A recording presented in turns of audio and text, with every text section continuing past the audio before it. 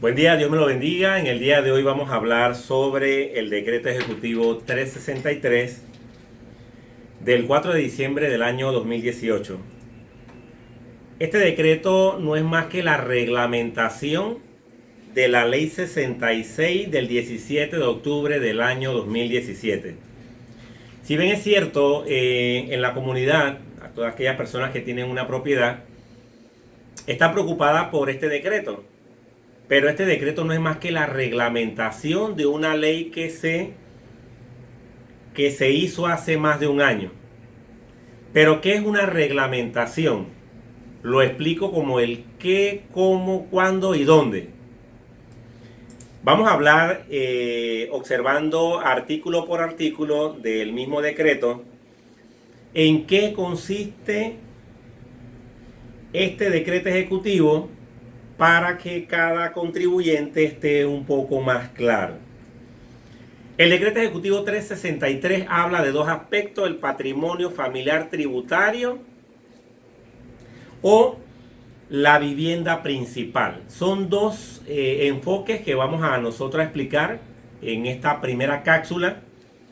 Si bien es cierto, es un tema bastante amplio, trataremos en dos cápsulas de explicar un poco esto. Entonces, resumiendo, el decreto 363 habla sobre el patrimonio familiar tributario o la vivienda principal. ¿Qué dice la nueva ley? La nueva ley que fue reglamentada por el decreto ejecutivo 363 habla de que toda persona que constituya el patrimonio familiar tributario no pagará impuesto de la vivienda de 0 a 120 mil dólares, y si la vivienda es nueva, hasta 300 mil dólares los 3 primeros años. Vuelvo y repito, la novedad de esta ley habla de que toda persona que constituya el patrimonio familiar tributario, si la vivienda está entre 0, como lo dice la ley, hasta 120 mil dólares, no pagará impuesto de inmueble. Pero la ley dice también que si la vivienda es por primera vez, por los primeros 3 años, después que salga del registro público, hasta los 300 mil dólares, no pagará este impuesto. Y alguien dirá, ¿pero qué pasa después del año 3? Después del año 3 se retrotrae el monto a los 120 mil dólares y se tendrá que tributar o pagar el impuesto en base a la tabla que nosotros explicaremos más adelante. Hay algo que a mí me llama la atención de este decreto 363, y es que el mismo decreto habla del código de la familia. En otra cápsula explicaremos los pros y los contras de este decreto ejecutivo que nos lleva al código de la familia, y daremos nuestro enfoque como abogados de la jurisdicción de familia. El artículo 471 del Código de la Familia define el patrimonio familiar, que deberá ser constituido por resolución judicial. Pero la reglamentación no habla de eso. Entonces ya ahí tenemos un problema de lo que dice el Código de la Familia y lo que dice la jurisdicción fiscal. Pero ese tema lo hablaremos en otra cápsula para no enredarnos un poco. Vamos a hablar un poco de lo que dice el mismo decreto reglamentario. Dice que podrán constituir el patrimonio tributario familiar los cónyuges, lo comprendido en el matrimonio civil, el matrimonio de hecho o la unión de hecho. Creo que este decreto, que es de la reglamentación, tiene que ahondar un poco más sobre esto, ya que un matrimonio de hecho, dice la normativa de familia, que es cuando una persona ha convivido habitualmente con una persona en singularidad y estabilidad, pero dice que debe ser reconocido por una autoridad competente. Pero entonces es importante aclarar esto, porque si una persona dice que tiene un matrimonio de hecho, no es ella la que dirá si está en lo correcto, sino un juez cuando se inscriba dicha unión. Hablaremos también qué dice el mismo decreto sobre el patrimonio familiar, y es lo que tenemos que entender para no enredarnos. Dice: institución legal por la cual resultan afectados bienes en cantidad razonable destinado a la protección del hogar y al sostenimiento de la familia. El mismo decreto sigue haciendo alusión al Código de la Familia, que como ya mencioné, hablaremos otra cápsula que será el patrimonio familiar tributario versus el Código de la Familia, los pros y los contras. ¿Qué dice el decreto sobre el patrimonio familiar tributario? Dice que es el bien inmueble destinado al uso permanente por el patrimonio del mismo. Este decreto lo que habla es lo que usted va a registrar ante la Dirección General de Ingresos es la vivienda de uso personal. Y alguien dirá, pero es que yo tengo 3 casas.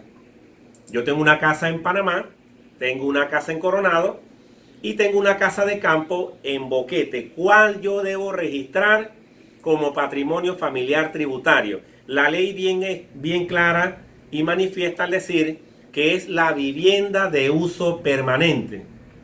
Entonces, esa es la que usted deberá registrar ante la Dirección General de Ingresos. Escuchaba en las noticias que la Dirección General de Ingresos está trabajando de 7 de la mañana a 7 de la noche.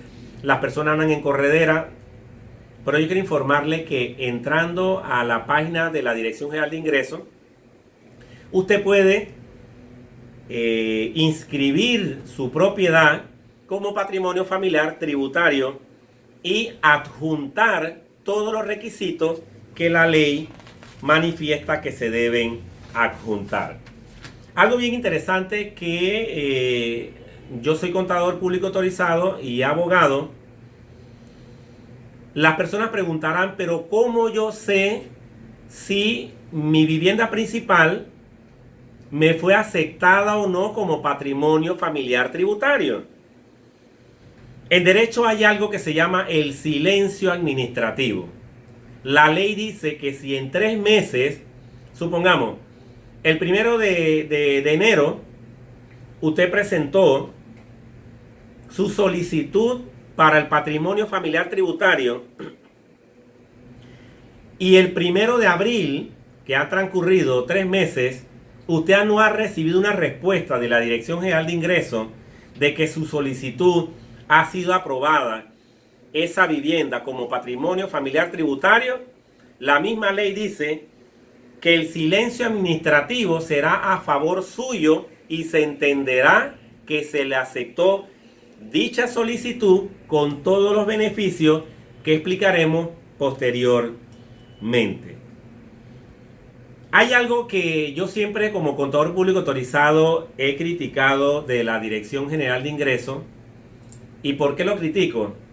Porque los contadores que me escuchen, o los abogados, siempre economía y finanzas es como el dicho, la carreta adelante y los bueyes atrás. Porque esta ley tiene más de un año, porque se hizo el 17 de octubre del año 2017. Pero a escasos días para entrar en vigencia, porque dice que es a partir del 1 de enero del 2019, es que economía y finanzas anda en corredera. Es por eso que los contribuyentes están enredados de cómo será esto. Y digo todo esto de la carreta y los bueyes, porque lo que más ha asustado a los contribuyentes es que los bancos serán agentes retenedor del impuesto de inmueble. pero no se ha reglamentado cómo los bancos, cooperativas, instituciones financieras harán ese cobro. La ley sí habla del agente de retención, pero no habla de cómo será el cobro que realizará el banco. Aquí hay una contraposición con el Código de Trabajo. ¿Y por qué con el Código de Trabajo? Porque dice que todo trabajador tendrá un tope máximo de descuento. Y si el cobro de esa vivienda me supera el límite permitido por ley, entonces ese trabajador tiene un problema. Hay algo importante para terminar esta primera cápsula sobre el agente de retención. Y hay que estar claro de que la vivienda del patrimonio familiar tributario, esa el contribuyente tendrá que pagarlo directamente con la Dirección General de Ingresos. Las otras propiedades que tengan algún tipo de gravamen o hipoteca, entonces los bancos, instituciones financieras o cooperativas tendrán la potestad de cobrar el impuesto de inmueble. Vuelvo y repito, esto no ha sido normado, no ha sido reglamentado cómo los bancos harán esto. Por ende tenemos que estar pendientes, ya que estamos a pocos días de iniciar un nuevo año y todavía algo muy preocupante, no sabemos cómo serán cobradas de nuestras hipotecas este impuesto de inmueble.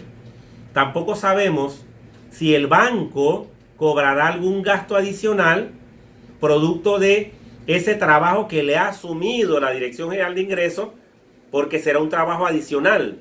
Los bancos tendrán que estar pendientes del cobro y que todo contribuyente tenga los fondos suficientes para cobrar el impuesto correspondiente. Este impuesto se paga en los meses 4, 8 y 12. 4 de abril, 8 de agosto y 12 el mes de diciembre. Definitivamente que es un tema bastante álgido, es un tema bastante amplio, un poco confuso. Por eso que en la próxima cápsula continuaremos hablando sobre este decreto 363 relacionado al patrimonio familiar tributario o a la vivienda principal, que son dos cosas totalmente diferentes, y queremos explicar a todo oyente de nuestro canal de YouTube y de nuestras redes sociales la diferencia entre el patrimonio familiar tributario o la vivienda principal, ya que ambas pagan un impuesto totalmente diferente. Que Dios me los bendiga. Continúen con nuestras cápsulas informativas.